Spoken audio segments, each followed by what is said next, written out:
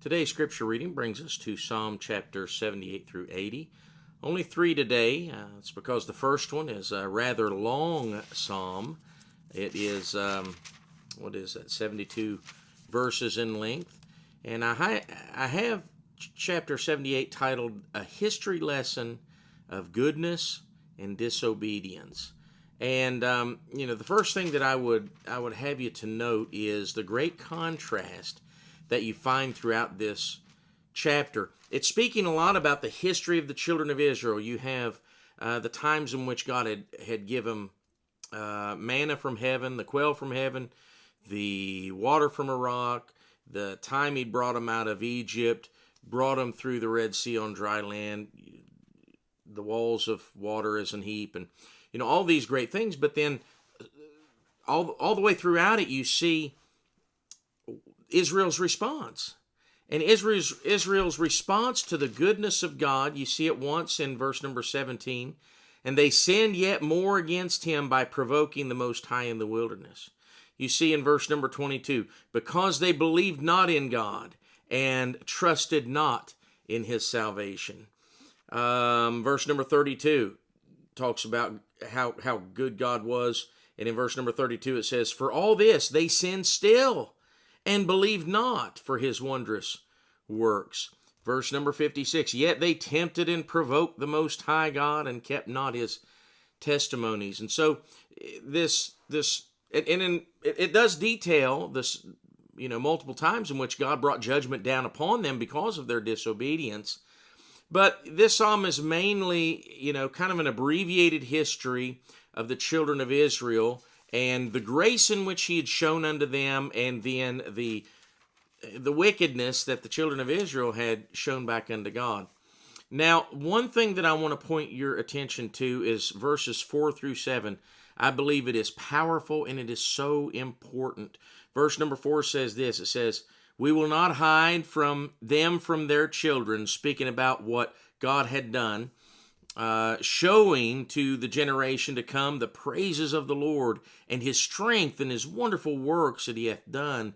For he established a testimony in Jacob and appointed a law in Israel, which he commanded our fathers, that they should make them known to their children, that the generation to come might know them, even the children which should be born, who should arise and declare them to his generation.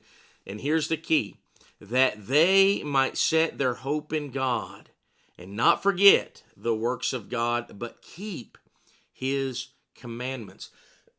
This is why we need to be diligent about training our children and teaching them so that they might set their hope in God and not forget the works of God, but keep his commandments.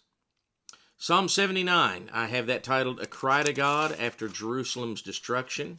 If you read Psalm 79, it's very apparent that this psalm is written after the Babylonians had come and destroyed and leveled Jerusalem.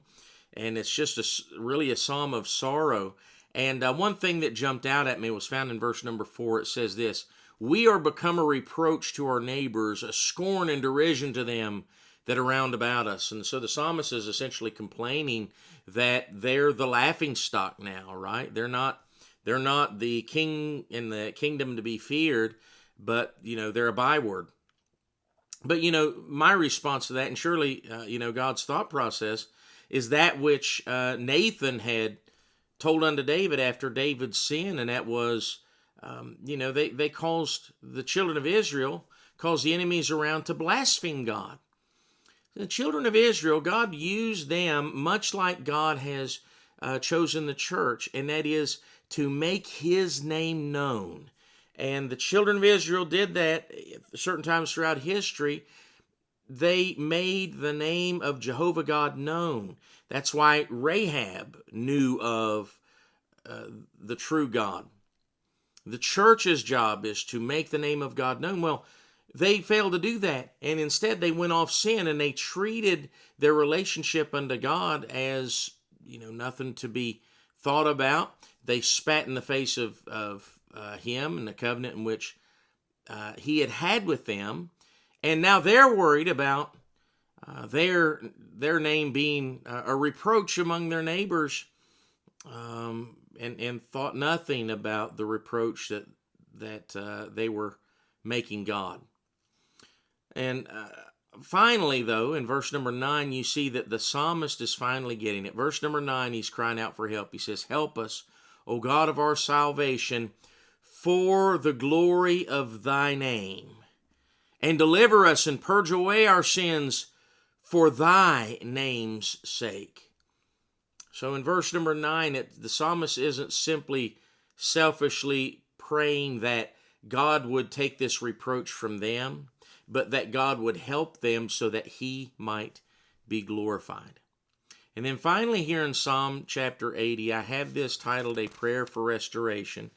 This is, would be again after the destruction of Jerusalem.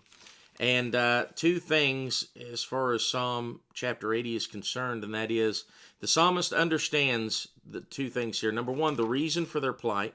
We see it in verse number 4. "O Lord of hosts, how long wilt thou be angry against the prayer of thy people? Thou feedest them with the bread of tears and givest them tears to drink in great measure." The psalmist understood that it was their fault, and God brought down judgment upon them because of their sin.